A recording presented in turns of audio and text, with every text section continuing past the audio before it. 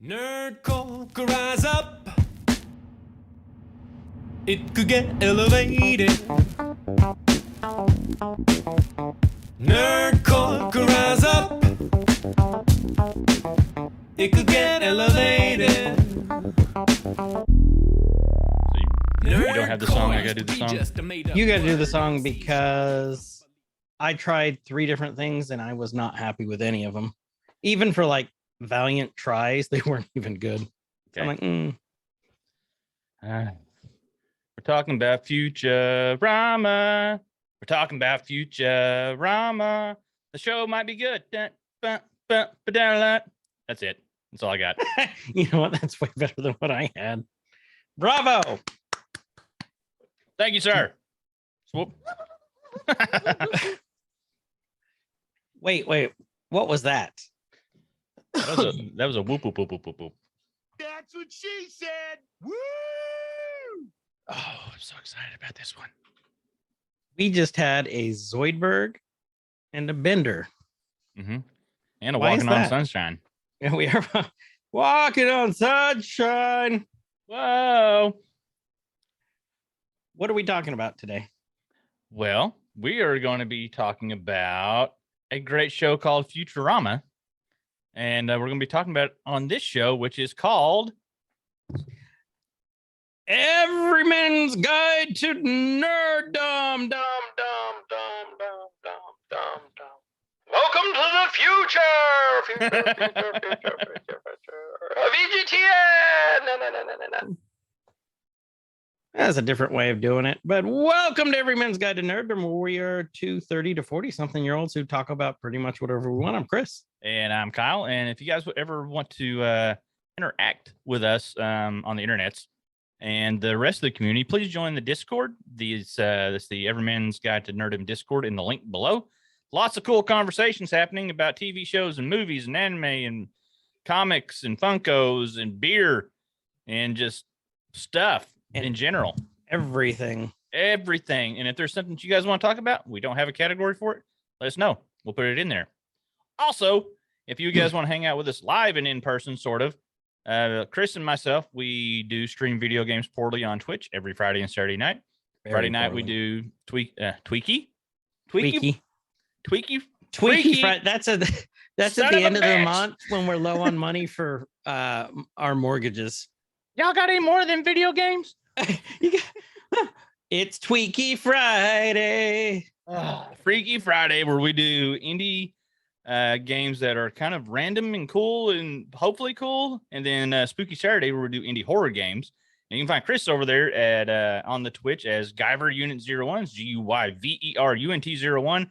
Me, myself, KSIG, K_SIG. Come follow, hang out, poke fun at us, watch Guyver get scared and sit on his nuts. It's great.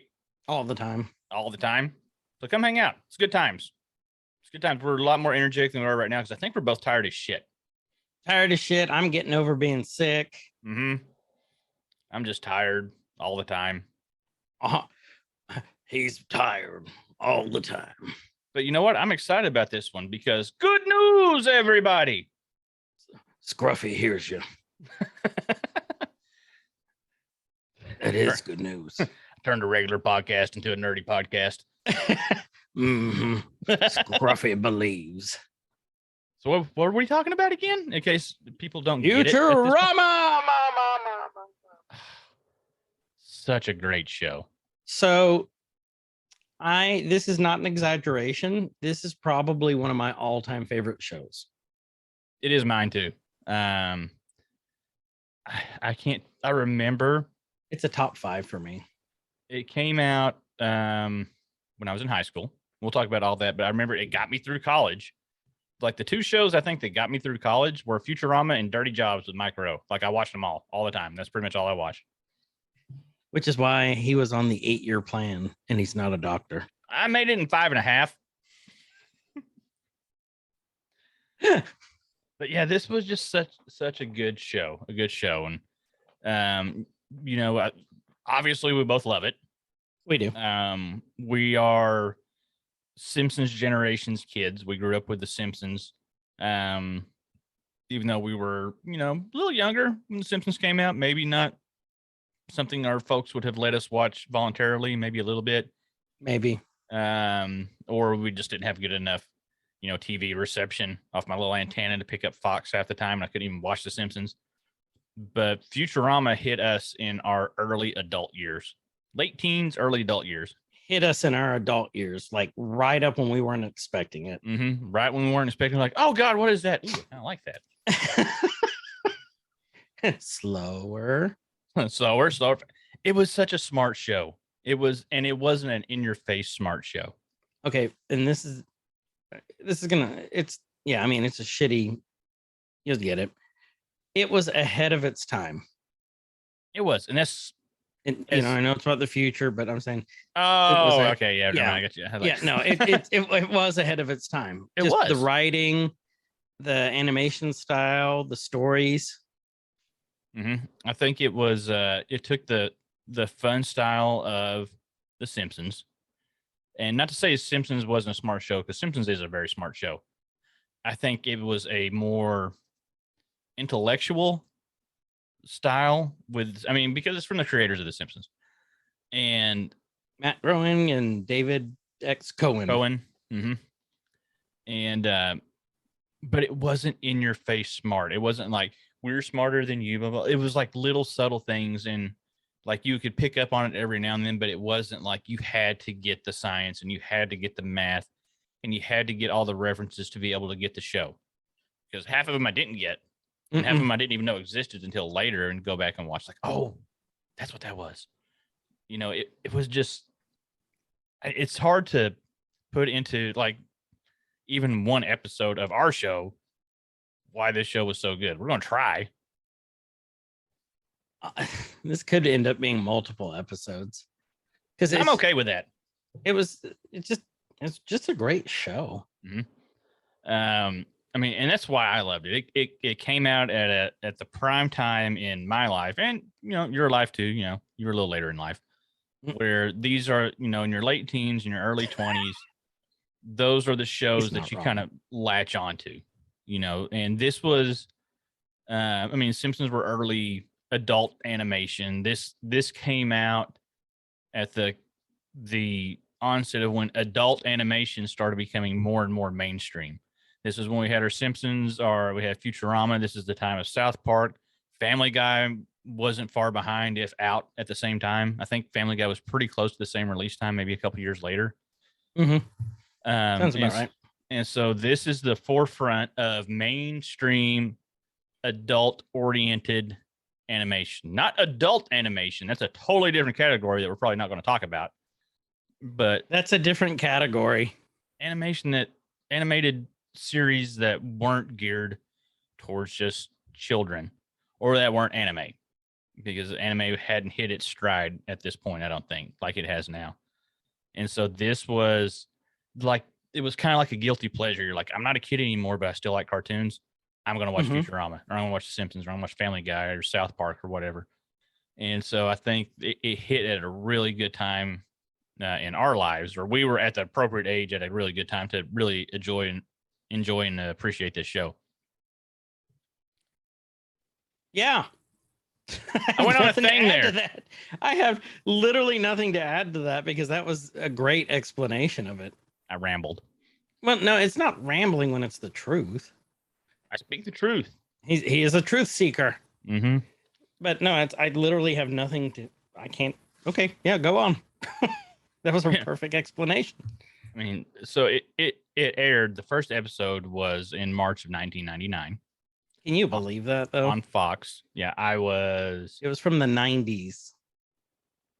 Dude, I wasn't even I was like 15 when it first came out. Holy crap. Yeah. I didn't realize I was that young when it first came out. Spring of 99. I was. Oh, shit. You were on your third internship. It was my third internship. College, yeah. I was 19. Yeah. And so, yeah, it hit us at a really good time. Ran on Fox for 4 seasons. So, it was done by 2003. Probably one of the first bingeable shows I remember watching. And and I think this will shows of this era, this time frame. This is, I think, when binging started, because I mean, you could always get box sets and things. This was the time of the DVR. Mm-hmm. This is when you could get a DVR. This is when you could record all of your shows and you could watch them whenever, and you could skip the commercials. And whatever channel was running, whatever show you liked, if it was good enough, more than likely there was a marathon of the show at some point in time. And so you could record, if you caught it right, you set your DVR up right, you could record every episode. You could go in and you can sort it by, record date, or you could record it or sort it by release date. And then you had your own little binge list. This is pre-Netflix days, youngins. This is how we used to binge shit. Yeah, there was no Netflix and chill at that point. It was No, figure out how to get your shit. Dish Network and Jerk, because we were lonely in college. It's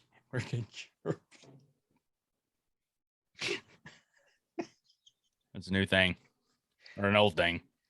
I haven't heard that one. That was good.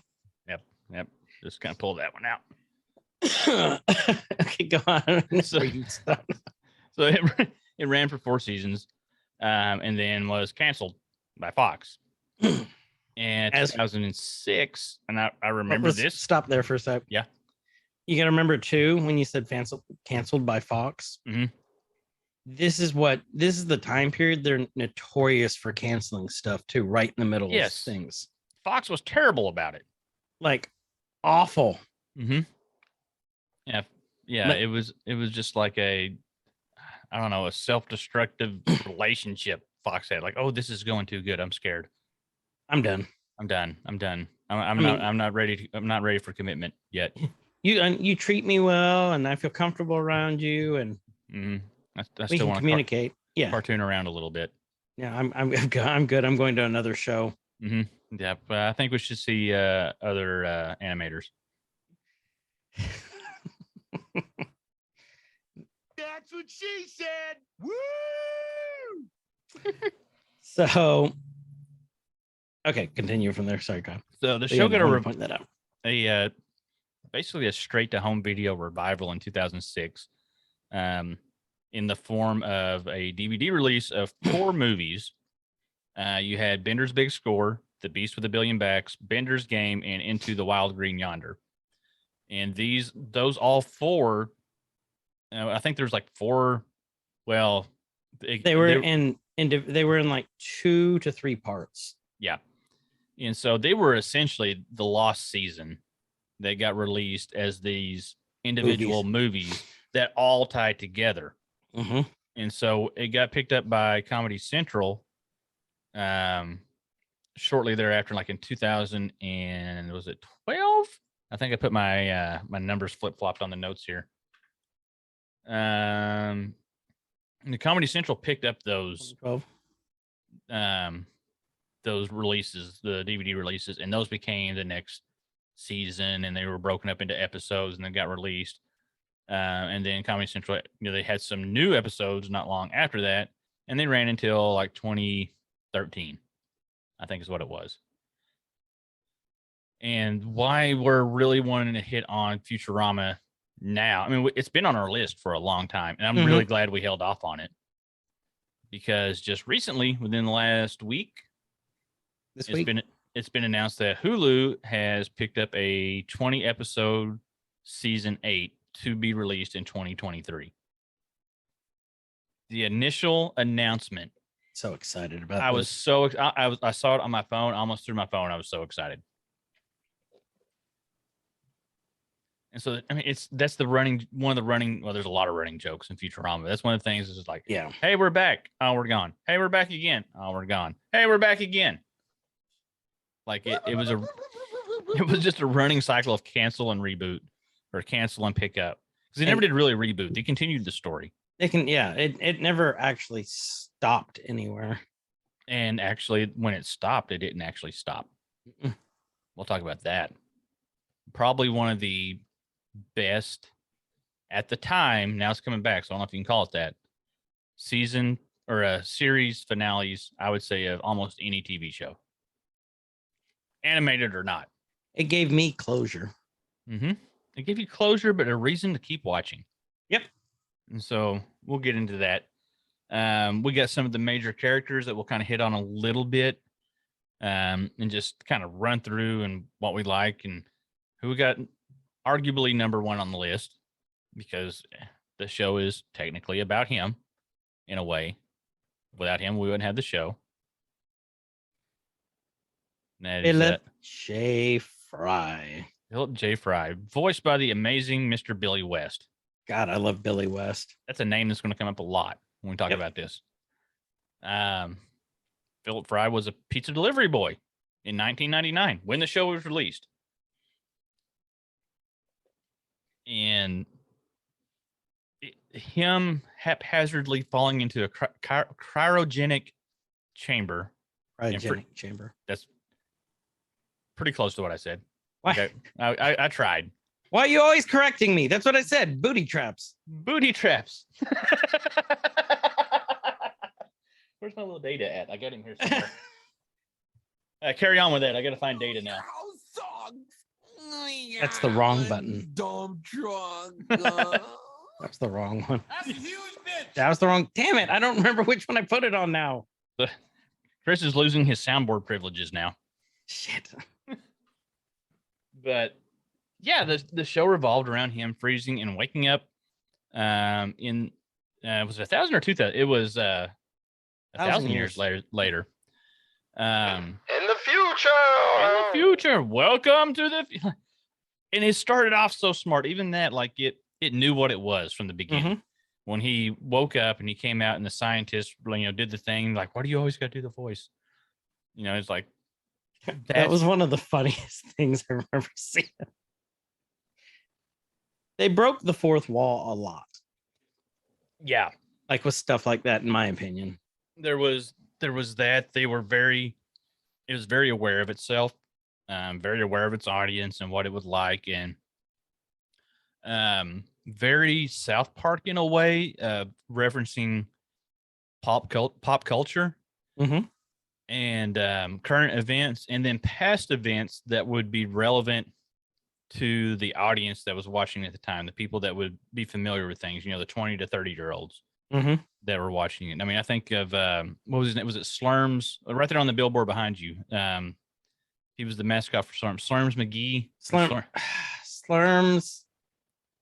Damn it! If you wouldn't have said anything, I could have told you. Hold on. I thought it was Slurms McGee. Slurms McKenzie. I thought. Slurms McKenzie. I think it was Slurms McKenzie. Yep, Slurms McKenzie. Slurms McKenzie. So he was like, I would think of him as like a cross between like Rodney Dangerfield and then like, do you remember the Bud Light dog? Spud McKenzie. Spud McKenzie, the Bud Light dog. Yeah. So it's like if Spud McKenzie became a person who then became a space slug, who then wanted to be a mascot for a intergalactic energy drink, that's what you got. I thought he was more of a Poochie of the future. Poochie of the future. But that, and as rambling as that sounded, if you watch the show, that makes sense. Like that's how the line thought, because the writers weren't your typical Hollywood writers. They wrote for The Simpsons too. Some of them wrote for The Simpsons, but they also had some high level doctorate degree type minds helping write the show. Scientists, astrophysicists, mathematicians. Like there were so many just little subtle jokes to things. Data scientists, and like there was so much with it that, and as we go through, we'll go through. I'm going off on a thing again. Can you tell how much Kyle loves Futurama? I do too, but I don't know. We'll probably end up doing a couple episodes out of this from different points of views, different things that they've done. But yeah, I mean, that's just kind of our love for this show. Yeah. So if we ramble on more than normal, that's why. Yeah. We had Taranga Leela, who was just mainly known as Leela throughout the show, voiced by the amazing Katie Seagal, which was also a really good move, I think, for the show, because people of our age, your TV dads, you're either raised by Bob Saget, or if you were sneaky enough and you could stay Al up late, Bundy. Al Bundy. No, ma'am. No, ma'am. We were raised by Bob Saget and Al Bundy. And so when we get Peggy voicing a character in this, and she did a really good job. And Homer. Oh, yeah. I forgot we had Homer. Yep. Homer, So too. Homer was a big part of our. And Bob. Yep. And so I think that was a really cool move, bring her. And she did a great job. Like, I can't, when I look at all these characters, when we're talking about Fry, Leela, Bender, the Professor, Hermes, all these people, I don't know if it's because it's so ingrained in our brains of who did that voice and what that voice sounds like, that we think, okay, that's the perfect voice for that. Or if it was, because I can't imagine any of these characters being voiced by anyone else, with the exception of one. And that would be Zap Brannigan. That's where you're going with it. Okay. Because I'm like, no, I don't change any of these characters. All right. Why Zap Brannigan? Who is Zap Brannigan? So Zap Brannigan, famous intergalactic. What was his rank? Was he a general? He ended up becoming an admiral, I thought. I think admiral for Duke, the Democratic Order of Planets. Ladies' man extraordinaire, if you asked him.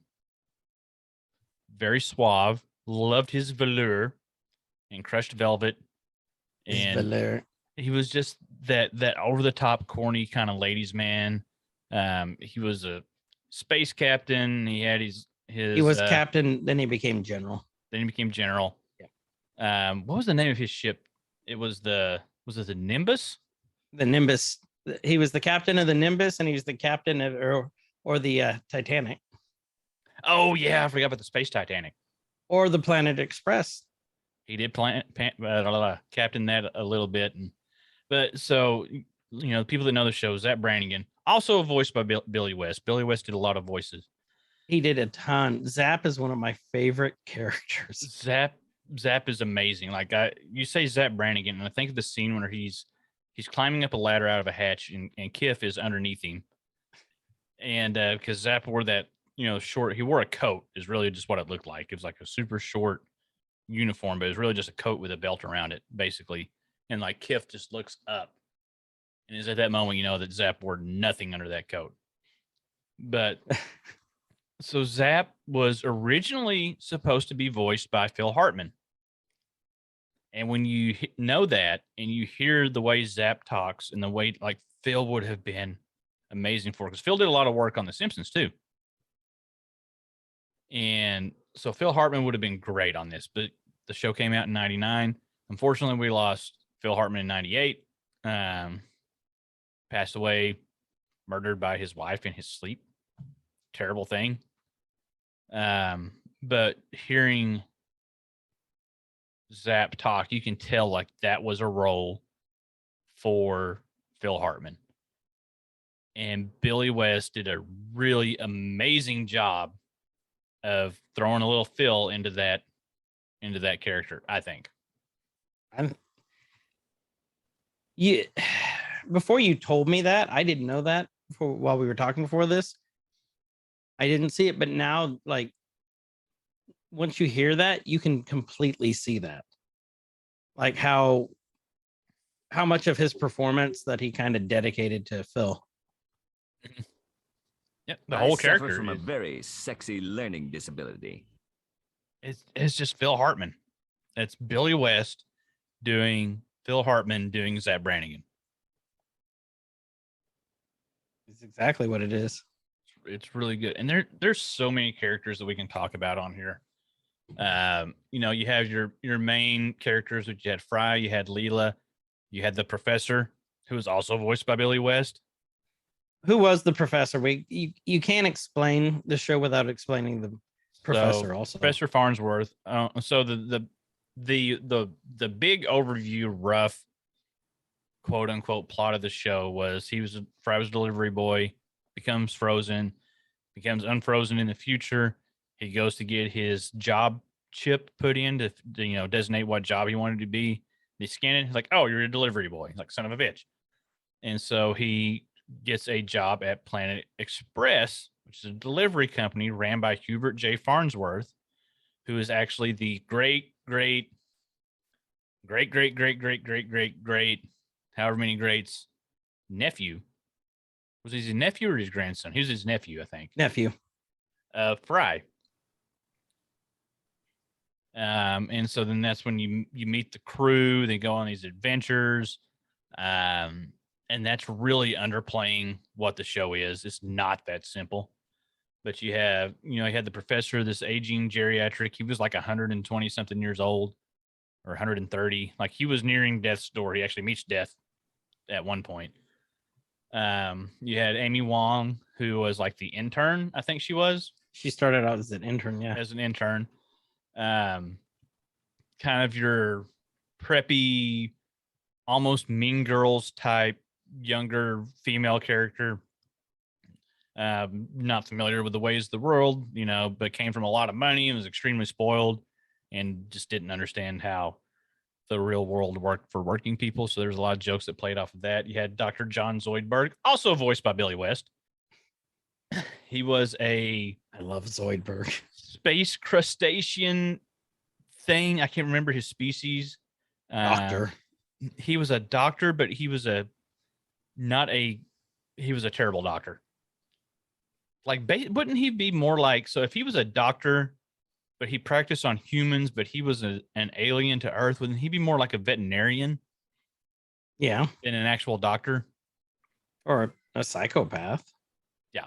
Zoidberg's great. And then we have Bender. Bender Bending Rodriguez. Bender Bending Rodriguez, who will politely tell you to bite his shiny metal ass. Woo! Bender was a bending unit. Bender was a robot. Bender was voiced by John DiMaggio, the amazing John DiMaggio. We love John. We love John DiMaggio. This is like our first, and this was probably one of his. Well, would you say this was his biggest role? Because he's done some big stuff before that. Yeah, no, I would say up to this point, is what got him a little bit more mainstream. Mm-hmm. For you younger folk, if you're familiar with Adventure Time, Jake is also John DiMaggio, and you hear a lot of Bender in Jake. A lot of Bender. Oh, a lot. But you know his voice when you hear it, and then you don't know his voice when you hear it a lot of times too. But I guess you could say his most known style of voice, you hear it in like Bender, and you hear it in Jake from Adventure Time. You hear it in what was it? It was in Chowder. Like a Schnitzel, who didn't say a word other than robber, but you could hear Bender, or you could hear that signature style of voice in that. So he's King Zod in Disenchantment. Mm-hmm. He's been in so many things, like it's in just little bit pieces here and there. Oh, and then we have Hermes Conrad, the bureaucratic accountant, whatever, voiced by the awesome Phil Lamar. Lamar. Yep. Who, up to that point, I knew him from Mad TV. And he's done just a great voice actor, done lots of stuff. Jon Stewart in the Justice League cartoons. And some of the Justice League animated movies too. I guarantee you, even if you don't think you've ever seen him, you've heard his voice somewhere. Oh yeah. He's done a lot of commercial voiceovers too. So he's done a lot of work. So when we look at this and we look at how awesome the show is, and it was I'm going to assume probably, a pretty tight knit cast. They got along. Yeah, they did. And you had, some voices that were reoccurring roles that pulled from The Simpsons. You had the robot devil that was voiced by Dan Castellaneta. from The Simpsons. You know, you had Billy West that done so many. I'm just going through these recurring roles. Robot Devils. So we had Zap Brannigan, Leo Wong, which was Amy's dad, was also voiced by Billy West. Smitty, one of the cops, was voiced by Billy West. Richard Nixon's head was voiced by Billy West. He did so many other little smaller parts even throughout the show that, you know, you have this cast of amazing voice talent that, like, yeah, we got him here. We need a voice. And I guess all these people to pick from, you know, there was a god entity when Bender became basically like his own. Was it the episode where Bender became his own universe, or basically his own planet, and he had like life growing on his ass? Yeah, he was his own planet, and then that where they demolished each other. Mm-hmm. And so, you know, the god entity was voiced by Billy West.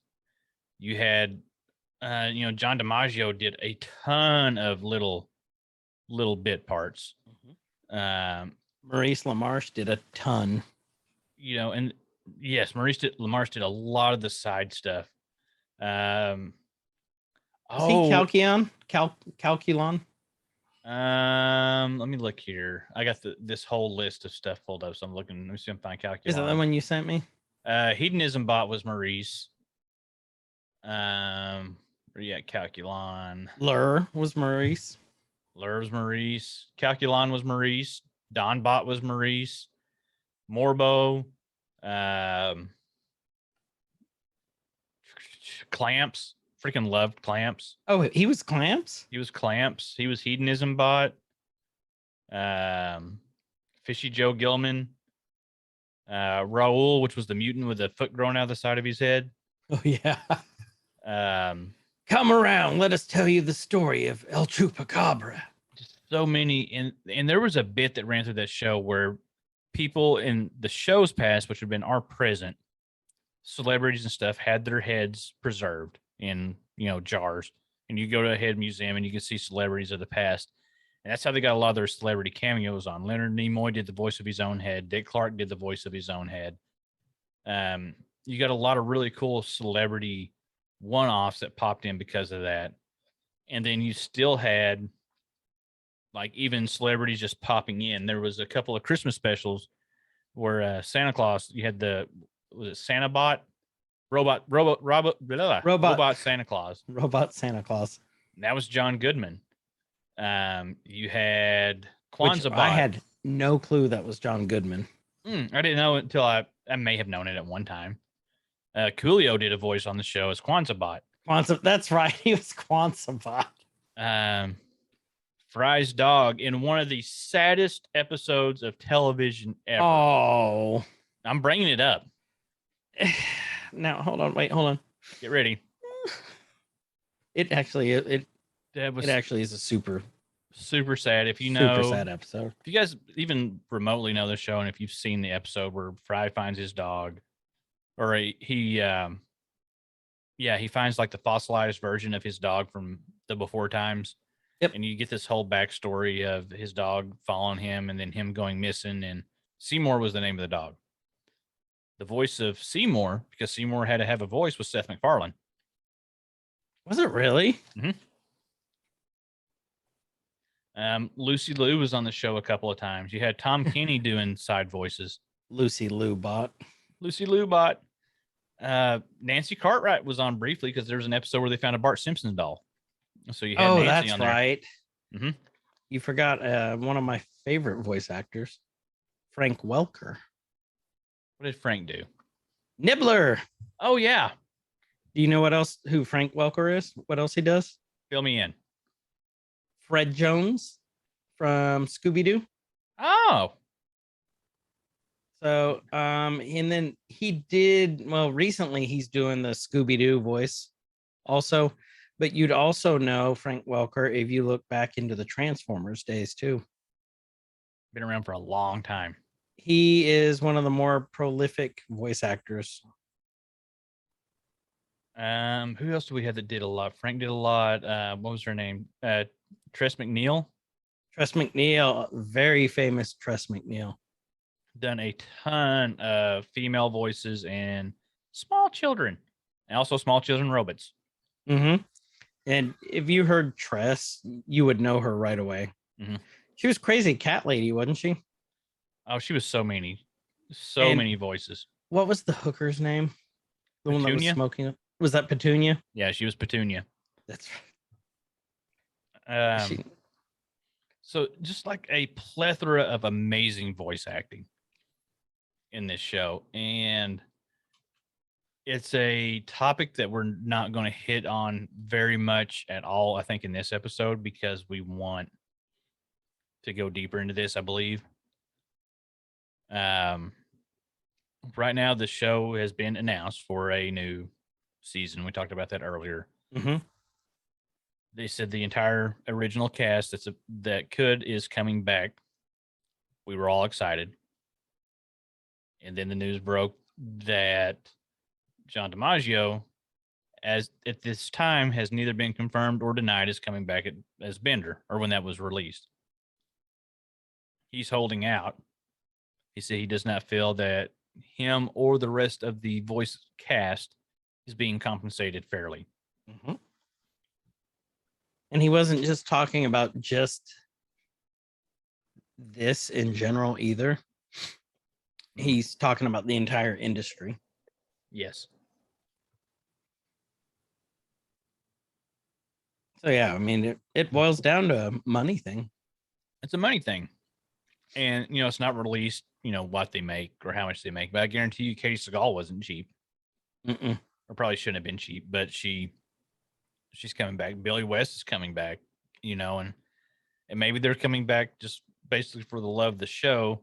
I feel like John's making the stand of, like, you guys are going to make millions and millions and millions off of this, and have made millions off of this. To me, it almost feels like it was something a long time coming. Like maybe they weren't compensated fairly back in the day, or they got a shitty contract. No, they weren't. If you've ever watched any of those videos on, like, voice actors and their unions and stuff, they always say they lowball them as low as possible. Mm-hmm. If you're a regular voice actor, but if you're like like a regular actor coming to do it for like a movie, they were compensated way more. Oh yeah, the pay gap was ridiculous. It's because the quote unquote celebrity voices, and to us and to a lot of people, these people that are, John DiMaggio, Billy West, Katie Seagal, even though she also is a live action actress, they are celebrities. Mm-hmm. And 20, 30 years ago, maybe not as much in the eyes of how it's typically seen, but now, yeah, definitely. Huge. 100%. Katie Seagal I think she's cemented herself into American pop culture, to where she's probably one of the most well-known people. Yeah, crossing both sides of the. Mm-hmm. And you have some celebrity or some live action actors and actresses that are have dipped their toe into voice acting, and now that's become a regular thing, or that has become their main thing. Mark Hamill's a great example. Yeah, he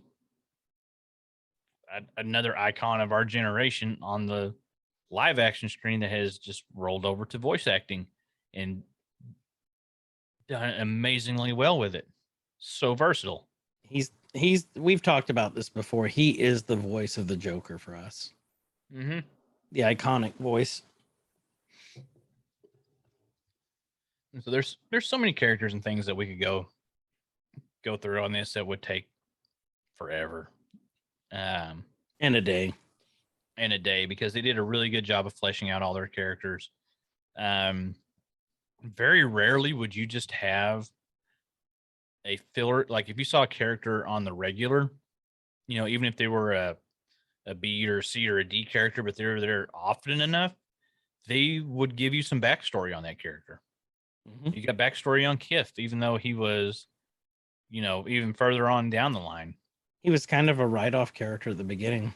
Yeah, you got backstory on hedonism bot and robot Santa Claus and mom and her sons and so all these characters. Barbados Slim, you got backstories on him. 80s guy. 80s Or the guy. That had the bonitis. Yes, because that's how we did it. You're either a shark or you're a what do you say? Shark or a sheep. Sharks can't turn their necks. Sharks can't. Like, I love that episode. So they snuck a lot of pop references in. They were really smart about the intro sequences to the show. You would see a lot of like cryptic looking things. The intro for every episode was always a little different. You always got a really throwback cartoon. Mm-hmm. And then there was always something that could be deciphered, usually working something at the beginning and the end of the episode, like the opening scene and the opening credits and the closing. There was little messages and things or factoids and stuff. And I didn't know that for the longest time. And so you go back and you watch those. There's some pretty cool little hidden messages there. Tons of fun Easter eggs throughout the entire series. But I kind of want to round back on the John DiMaggio thing and hit on this specifically for this show, for the reboot, and get your thoughts on it. And then when we do the longer episode about voice acting and everything all together, we can go into it a little bit more, or when we do more Futurama stuff. Either way.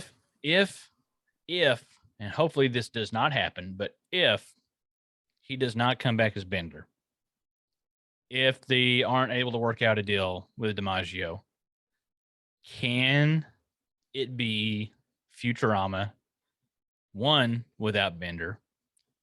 Or can it be Futurama if we have a recast Bender? No. I'm with you. Like, there's no other explanation. I'm not going to go in depth into it. Because no, you can't. When you think of Futurama, the first character you think of is Bender. Mm-hmm. Like, I don't care who it is. Like, I've talked to a couple people, just in conversation, and then somehow if Futurama comes up, like, who's your favorite character? It's always, oh, Bender. What do you know about the show? I know of something called Bender. Remember talking to a couple people about that. I was kind of just, as I was going through and getting all this stuff on the voice actors, there's a few polls that I saw pop up and like, who's your favorite character? Overwhelming majority of the votes, not just like, it's 20% and 18% and on down the line. Over 51% of the votes was for Bender. Damn. Number 2 was Zoidberg. And then you had Fry, who the show was supposed to be about. Mm-hmm. I mean, I don't think you can have it without. I don't think there's any of the main cast that you could cut out of the show and still have the show. You have to have Fry. You have to have Leela. You have to have the Professor. You have to have Zoidberg. You have to have Wong. You have to have Bender, and you have to have Hermes, or you don't have the show. Yep. I don't think you could even find a way to kill off, quote unquote, Bender and still make it work. No, unless they're gonna make it like write it into the show, because it was just announced, so it's still in the planning phase. Unless they make it to like where Bender loses his voice box, so he can't talk and he has to write stuff down now. You know what I mean? I think that would be even worse. I think they would lose everyone if that happened. I mean, so they better come to a deal. I'm obviously a huge Futurama fan. And I will have, if there is no Bender, I'm going to have a very hard time watching the show. I'm kind of I completely agree with you on that. I'm trying to think of the other part to phrase this. It's like, if I know that they're canceling a series, I don't want to finish it because there's no hope for a season 2, or, if they cancel it like after 2 episodes, and like they did Swamp Thing. Mm-hmm. They did that. I never finished it because I'm like, what's the point? You're not going to get any closure on it. It's just No. going to hang out there. And I think that's how I'd feel if any one of the main voice cast didn't come back. Because the show had a great ending a couple of times. A couple of times. But I think what we would consider the series finale was one of the best endings in television. Like it wrapped everything up. So maybe spoiler alert for anybody that hasn't watched all the way through. I mean, you've had almost 10 years now, but the way it ended, that wrapped it all up. Fry and Leela finally got together towards the end and realized that they had their feelings for each other, and they admitted them. Like, that was the ongoing thing. Like, when's Fry and Leela going to get together? Towards the end, they finally did. The professor had invented a time button that froze time, more or less. They were playing around with it, and we'll do the short version. Fry breaks the button. They get stuck in a frozen instance of time where they continue to age. Nothing else happens around them. So they grow old together in this time frozen world.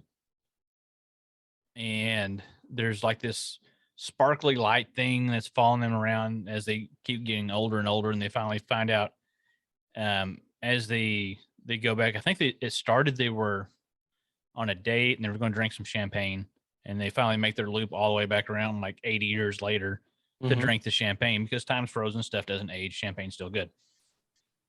And out of this, like, the light thing goes buzzing around again, and it's the professor. He pops out of this like light tunnel that he said he was kicked to an alternate dimension. It makes sense in the show because a lot of that stuff actually works and makes sense. That he's been going through this time tunnel, try to find out what happened, unlock time. And so he sees an old Fry and an old Leela, and Fry tells him, yeah, I broke the button. He shows it to him. The professor fixes it. And he says, okay, we can basically, we can unfreeze time if I hit the button, but it's going to throw us all back to the beginning. And we won't remember anything. You won't remember anything. You'll end up living it all over again. And so Fry looks at Leela and he's like, do you want to go another round? Meaning you want to live this life all over again. And she said, absolutely. They kiss, they push the button, bright white light flashes. So that's, the professor unfreezing time and sending everyone back to the beginning of their own existence. And when this aired, you had the light flash and you had minimal credits, no commercial break in between. And it immediately rolled to they played the pilot episode immediately following that. Which was awesome. Which was freaking cool. So it's like it's the never-ending show, because if they're stuck in that loop of life in their time, they're going to relive that over and over and over again. So it's the ultimate unending bingeable show. Did you talk about the list? I didn't. So there was a scene in that final episode as they're growing older that let me find it. I had it paused. I had no idea on this till Kyle brought this up. So let me see if I can find the list again so I can read it off. As they grew older and they're traveling around, they have this list. Son of a bitch, where is it? I just had it. And it pops up really fast. Let me get to YouTube and I can pause it there and see it. That it looks like a list of places that they would want to visit, because they're on the Eiffel Tower when it happens. And I think, is this it? Nope, that's loud. And so, but when you pause it and you look at it, there's places like a random dark alley, the professor's desk, somewhere in the vicinity of Scranton, like stuff like that. And then you realize, like, that's not a place to visit list. That's a bang list. Like, that's all the places they want to travel all over the world and do it and mark it off the list. I never put that together. It looks so wholesome at first. And you're like, wait a minute. And then you just find out they're dirty old people. They're just banging. And they're old at this point. bumping slurmies. Mm-hmm. Yeah, I'm getting a slurm on. So what so you're kind of in the same boat. Like if is that what you think? Like if they can't get Bender or they can't get John to do it, because they're not just losing Bender. That's the thing. They're losing a slew of other voices in there. That's what a lot of people are focusing on. Like, oh well, we can just get another Bender because a lot of people can do the voice of Bender, and a lot of people could do the voice of Bender and sound exactly like Bender, and you wouldn't know any. You would likely not know any different. Here's the thing: he did Bender, he did Flexo, which was evil Bender, he did Elzar, which was the alien cook that was a take on Emerald Lagasse. Lagasse. He was Joey Mousepad, part of the Robot Mafia. He's Mr. Panucci if they do any flashback episodes. He's Yancey Fry Sr. if they do any other flashback episodes. Igner, one of the moms, which was, one of the main villains, quote unquote. She kind of bounced back and forth. One of her kids, he was a big part of that. He was Earl, the cop bot. Earl, spelled URL, Earl. Oh, yeah, baby. Oh, yeah. He was Sal, the truck driver. Well, not the truck driver. He's like a space truck driver that you saw everywhere. Mm-hmm. He was Barbados Slim. If you want to play with any of that line, you got to have, surely you could probably have some, but there's all these shoes that he filled. And when we were saying John, and not just him, because everybody did tons of voices. Billy West done tons of voices. Maurice did tons of voices. Phil Lamar did tons of voices. Tress. Like they all did all these voices that I didn't know there was Ben Rodriguez, which was Bender's son. I didn't know Phil Lamar did the voice of that. I didn't know that one.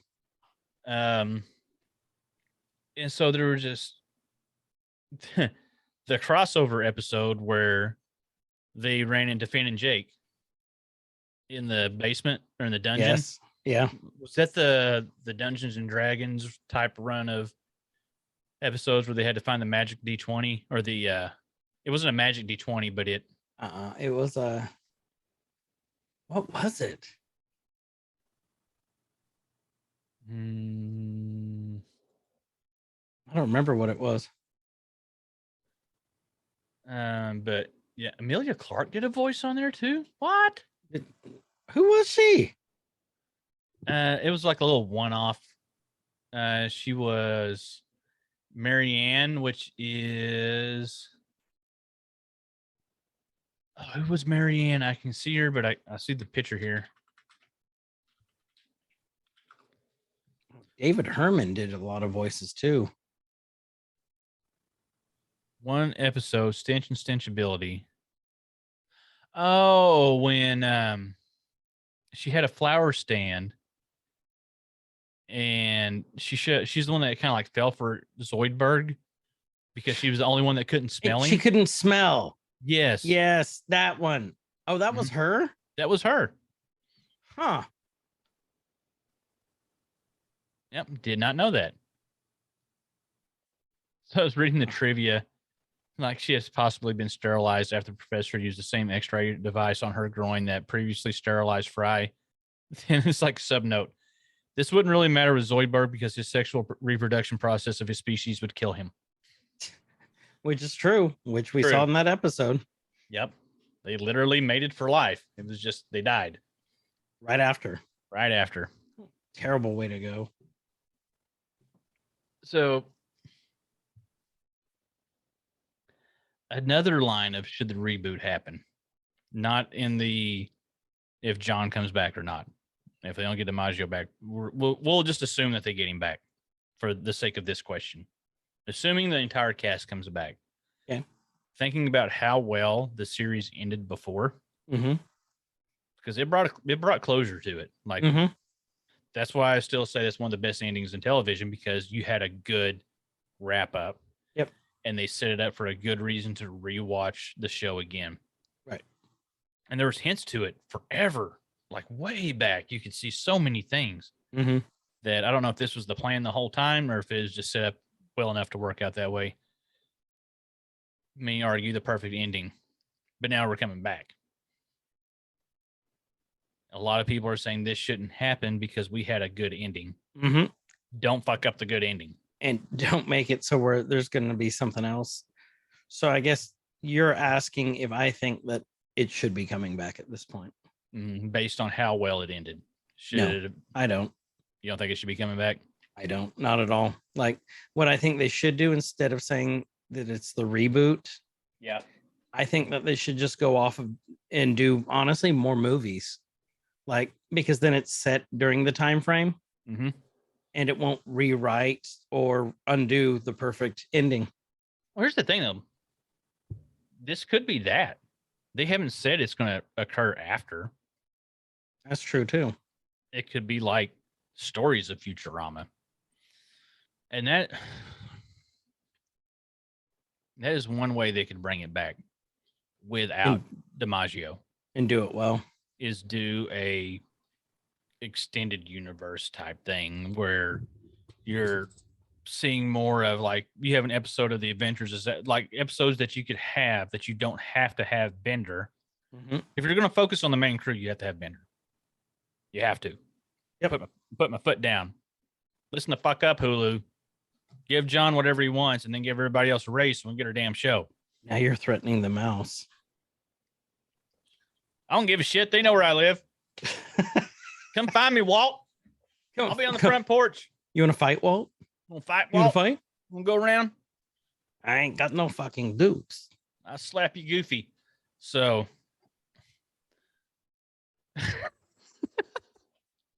yuck, yuck, yuck. You yuck your last yuck, Walt.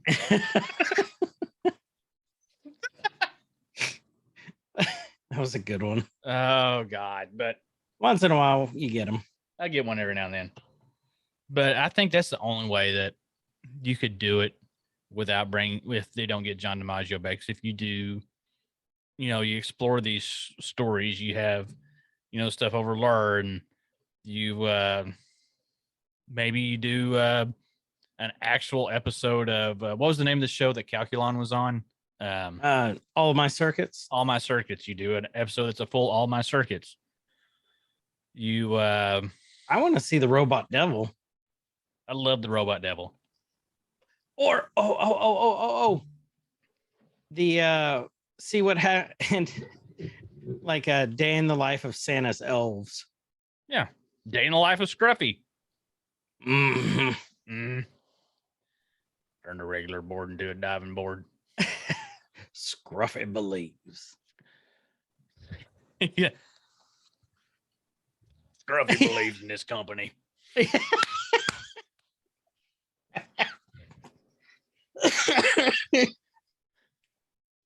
It was really good. Thank you. I couldn't hear it because I took my headphones off to do it. It sounded really good. Robot Santa. Robot Santa. Like, just how confused Fry was. Like, he was so excited about Christmas. I'm like, no, it's terrible. So, like, it could be done. If they do it right. If they do it right. Because I'm going to take the stance that I traditionally take when something new is coming out is I'm going to withhold judgment until it comes out. I think we both should do that. But there better be a Bender. There better be a Bender. And it better be voiced by John DiMaggio. I just don't think that. I don't know. I don't think that until they figured out what the show's going to be, like whether they're going to announce it as movies or offshoots in the universe. I think 20 episodes. I think they should have held off on the announcement until they actually released more. Until they had everybody. Right. Well, and then surely they've got to know there's going to be a backlash, a fanboy backlash if they fuck it up. Yeah. I mean, I don't know. And that's got to play some factor at some point. And there's something else that we're just making, assumptions off this. We don't know. We're immediately, God, as cheesy as it sounds, Team John DiMaggio. Like, hey, yeah, give him what he wants. The other, we don't know what he's asking for, even though it's for him and everybody else. Hell, he could be asking for, hey, the whole main crew needs to get $20 million an episode, which I highly doubt that, but it could be outrageous demands. for him and the crew that do not make financial sense for the company to do it. I don't see that happening, Mhm. but we don't know what he's asking for. And, you know, I mean, I don't think it's any of our business what he's asking for. He's well, as long as he's asking to be paid fairly, and whatever fairly is, whatever that number is, lines up with what other actors and actresses are getting paid in very popular and successful Hulu shows, because you probably have to stick it with Hulu or something similar, then I don't think it's too far out of line. Because they're gonna make a killing off of merchandising. Oh, 100% from suckers like me. I'm gonna withhold all judgment until we hear more, but Yeah. I don't know. I still kind of don't think that they should, even though I'm really excited about it. I don't think that they should, just because not to ruin what I felt was perfect closure for me. I'm with, as long if they're not going to continue that story. I liked your idea about going back before it ended and like exploring some things there. I would watch the shit out of that. Yeah. You know, get stories from some of the other characters that we don't know much about, you know, but, you know, give me some more Zoidberg, you know, give me some of that stuff. But if it's going to be focused on the main cast, it's technically it'll all happen within the time loop anyway. Yeah. Regardless. But I don't see it, even if it's great, running more than 2 or 3 seasons.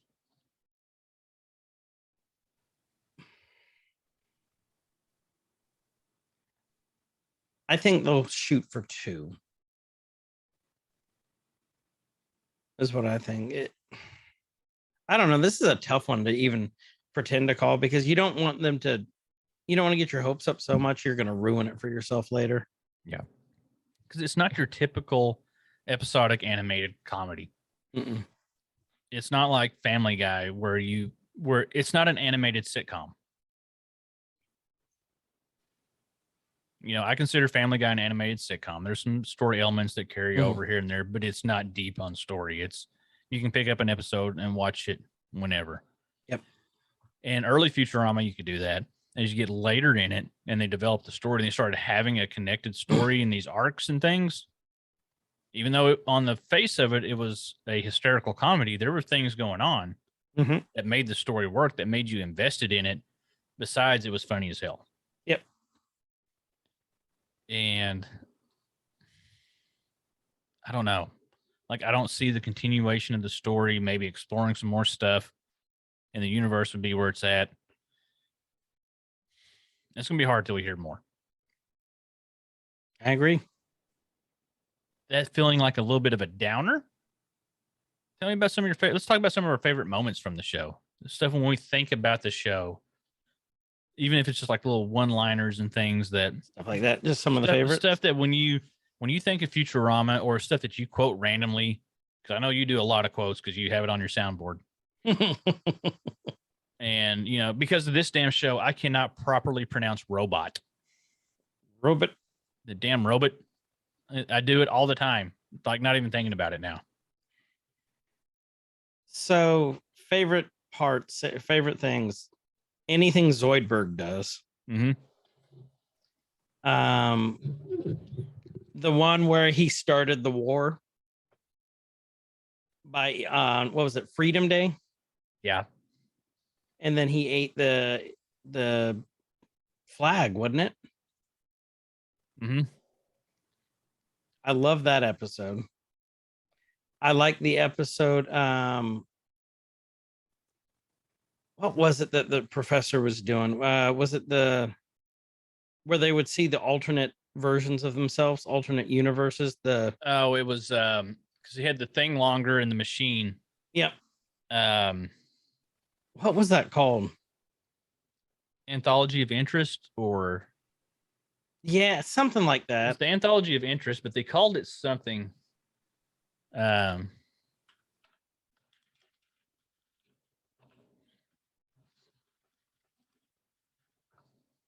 Was it? I think it may have just been. Yeah, it was just the Anthology of Interest. Was The that? Anthology of Interest too.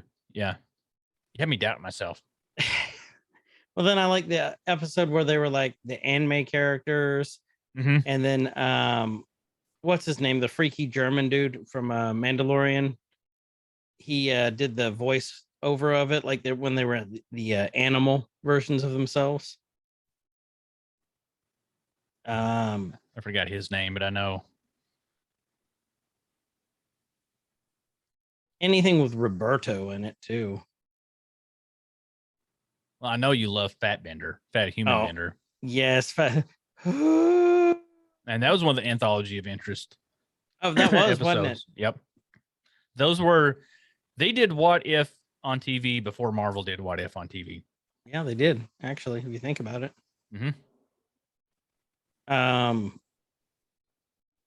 The Poplars episode was good.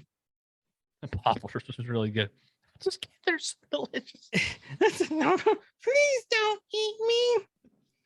I don't know. We could name a million different parts. The Fry's dog, of course. I think that's one of my favorites. Yes. The Titanic episode where we found out that Zap has a sexy disease. What was that disease called? Sexlexia. Sexlexia. So, I mean, we could just talk about lots of different episodes. I like the one. Fry and the Slurm Factory was great too. Fry and the Slurm Factory. There was one that I think it was Anthology of Interest one too, because those were like mini episodes. Where it was like it was a video game invasion. Like they had to there was like it's Donkey Kong. There was like Mario was like the senator or the delegate from Italy. And Yes. they had to fight off the space invaders. Like So it was Centipede. So Fry like puts in a Rush mixtape and has like a bottle of Surge or something. Some type of also he's just like playing and he's like, I never could beat the last guy. When Fry found out he was his own grandpa. Okay, that was a 2-part episode, wasn't it? I think so. That was the one where Bender lost his head in Area 54. Oh yeah, and they like as he went back in time. Yep. And so yeah, And- Bender lost his head and they dug him up like 2,000 years later. He's like, ow! Like I was sleeping so good without you meat bags. That one, and then the sexy girl that like you said, Fry slept with, and then the next morning she woke up like just like his grandma. Mm-hmm. Because it was his grandma. It was his grandma. Where we meet Professor Farnsworth's parents in the Matrix like thing, the Matrix retirement home. And then Fry asked to call him, what was it, Shabadoo? And can I call you Dad? No, it was Shabadoo, wasn't it? I think. What was it? But every time he said that, like I died. God, mine's like a lot of moments. There's that moment. There's, Scruffy when they were trying to go viral. It was the iPhone episode. Oh yeah. And they were trying to make a viral video. And so they had what was it called? The puke you, puke me, or puke you, the 2-headed goat that would like eat at one end and would puke in the other. Yes. And they were filling up the swimming pool. So Scruffy was up top with a 2x4 and a nail. And he's like nailing it onto the side of the building. He's like, there, turn the regular board into a diving board. Like, I don't know why, but that one line is like one of my favorite lines from the whole damn show because it's perfect. All the musical acts that came on, 'cause you had Beck. Yes.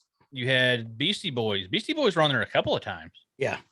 Who Chili else? Peppers. Chili Peppers. Hanson was on there. Yep. So the musical acts are all, jars. I think the Beck was the Bending in the Wind episode where Bender became a folk artist. Yep. Because something happened to his gears or whatever, and they put the little mini arms on his neck. Yes, so he could play the washboard on his own body. He did the Bender's home for broken robots or something like that. It was like a Farm Aid type concert. They found out he was actually better the whole time. What's another just great one? The Bigfoot episode was that was a good one too. Yeah. One of my favorite ones. That's where you met Ranger Park, the park ranger. That was a good one. Death by Snoo Snoo. Death by Snoo Snoo, the Amazon women. There's so many quotes from that show that we just carry, like I use all daily. the time. The Wizard of Oz type episode, I think, was another anthology. The anthology interest ones were great. I love those. Those were some of my favorites. There was a Star Trek episode. Yep.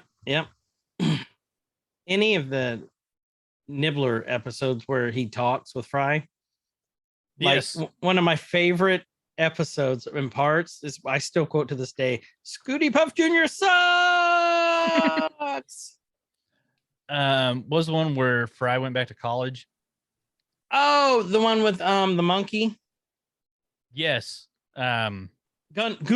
And the hat goes on my head, not my butt.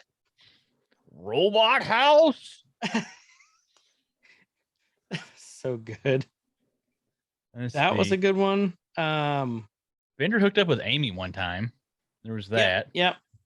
You know, oh yeah, and that's when they're like, don't hate us because we're robosexuals. When Bender I remember this one distinctly because my dad would watch this with me sometimes, usually by force because I took over the TV. He's like, fine, we'll watch it. Where Bender got addicted to electricity because he would like plug into places and he would just get that high buzz, you know, from like overloading the high circuits. voltage. Yep. And so he locked himself in the bathroom. He was doing that, and like I think it was Leela was banging on the doors like, Bender, are you jacking on in there? Yeah, that's right. I forgot about that. Yeah, that's one of my dad's favorite moments. So I bought him the box set for that season and gave it to him. He gave it back to me not too long ago. He's like, I found this, thought you might want it. So it's sitting up in the collection. Where Fry got the robot hands. Playing the holophoner. The holophoner. The robot devil. Please give me my hands back. These keep going places and touching things. And where Fry goes, yeah, they'll do that. There's so many great things from all this. What, like, you guys join the Discord and give us some favorite. Tell quotes. us some of your favorite quotes and moments. And some things weren't even quotes. Like there was just random stuff in the background. I think they went to Kyoto, Japan one time. And like the sign said, Kyoto, the anagram lovers, Tokyo. Like that's the little smart things that were thrown in the show that I just loved. I was like, wait a minute. Like, oh, now I get it. You know. Oh, two more before we go. Okay. The human horn episode. Wasn't that the Bigfoot episode? Yeah, it was. Yeah, that was the Bigfoot episode. Yeah. Yeah. Fry's lower horn. Because that's where we got Bender going woo the whole time, and then not one to toot my own lower horn. Yeah, woo. And then the episode where shit, I forgot which episode it was now. Because now I'm thinking about the lower horn one. Shit, it'll come to me after we end this. One with Alcazar where Leela met the Ted Bundy type. Or not Ted Bundy, Al Bundy. Yes. That was great. It turned into a little sitcom and he's sitting on the couch with his hand in his pants. He's like, ow. Alcazar. It was the one where Fry talked about, he goes, I had tough love once. And he was talking about, whatever it was. It was mostly in high school. Even then it was tough love. There's the self-love or whatever. Yeah. And then that's when Leela mentions to him, this man helped broker the treaty between the U.S. and China. He doesn't want to hear about your ding dong. Mhm. That one, like something about that part just stood out to me because I giggle every time I hear it. And I completely butchered that, but that's what it is. God, I was going to try to like sit up and stream a lot today, but now I want to watch Futurama all day. I don't know what I'm going to do. Yeah, go do that. No. Yeah, you guys get down the Discord. Let's just tell us some of your favorite moments because it's obviously one of our all-time favorite shows ever of anything. Mm-hmm. Tell us some of your favorite Futurama quotes. Throw them in the comments if you're watching on the YouTubes. Give us anything. Tell us Talk what we to got us. wrong, which I don't think we got much wrong. Like we usually get a lot wrong in episodes. Not on this one. Well, we might have butchered some quotes, but I butchered some quotes, a couple of time frames here and there, but for the most part, I think This we one's nailed dead this on. one. Mm-hmm. And I will tell you, we'll credit Kyle with this because, as you can tell, he talked most of the episode on this. But that's because he knows, frankly, more than I do on this one. So I'm happily sitting back listening to him on this one. I kind of might like it a little bit. A little bit. It's a great show. It really is one of my favorites. But it's like one of those. I think Kyle beats me on this one a little bit there. A little bit, maybe. But we Finally, appreciate Kyle you is guys. the victor. Finally, Kyle is the popular one. It's all coming up Kyle now. So Now we crossed 2 shows. So yeah, you guys give us some comments. Like, what else? We really want to go more in depth on the Futurama, and we will. If you guys want to be part of that, let us know. let us know. I'd like to have some more guys and gals and peoples and stuffs on here, and we can talk about this one, especially with the whole John DiMaggio thing going on as that develops. That could be interesting because it covers not just this show. Yep. There's implications across lots of things for that will be very interesting to see how it all plays out. So with that, this has been Everyman's Guide to Nerddom. I'm Chris. And I'm Kyle, and wherever you guys are, have a great evening, night, day, whatever time it is, and please be good to each other. Nerd See ya. Cork, rise See ya. up. It could get elevated. Nerd Cork, rise up. It could get elevated. Nerdcore used to be just a made up word.